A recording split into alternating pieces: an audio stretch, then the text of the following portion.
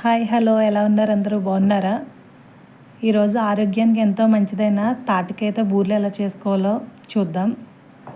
తాటికాయకి పైనున్న లేయర్ అంతా తీసేసి మంచిగా ఉందో లేదో చూసుకుని దాన్ని బేసన్ తీసుకుని పక్కన ఉంచుకోవాలి. క్యారెట్ తురిమి దాంతో అయినా లేదంటే కుడుమలేసి ఉంటుంది కదా, దాంతో అయినా తీసుకోవచ్చు.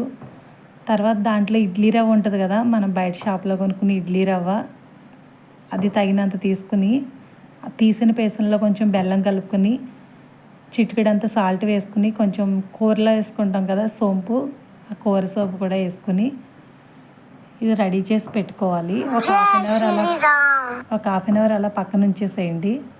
తర్వాత ఒక హాఫ్ అన్ అవర్ అయిన తర్వాత చిన్న చిన్న పూర్ణాలుగా చేసుకుని పక్కన పెట్టుకోండి. దీనిలో సోప్ ఎందుకు వేసానంటే తాటికాయ బలమైన ఆహారం కదా, త్వరగా అరుగుదల ఉండదు. ఇప్పుడు సీజన్ కదా, వర్షాలు అవి పడుతూ ఉంటాయి కదా, అరుగుదల ఉండదు అనేసి సోప్ అయితే డైజెషన్ బాగుంటుందని సోప్ వేసాను. టేస్ట్ కూడా చాలా బాగుంటుంది, ఒకసారి ట్రై చేయండి. ఇడ్లీ రవ్వ కలిపి వేస్తే కనుక పలుచగా అయిపోతుందండి, అందుకనే పొడిదే వేసి కలిపాను. తాటికాయ తీదైతే కనుక పేసన్లో కొంచెం బెల్లం తక్కువగానే పడుతుంది. కొంచెం సాల్ట్ వేసుకుంటే టేస్ట్కి అయితే బాగుంటుంది.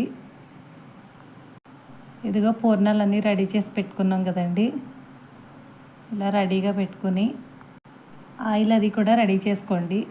ఇవి పిల్లలకి కూడా చాలా బలమైన ఆహారం అండి, పెద్దవాళ్ళకి పిల్లలకి కూడా మంచిది. మీకు ఎక్కడైనా దొరికితే కనుక తాటికాయలు తప్పనిసరిగా ఒకసారి ట్రై చేసి చూడండి.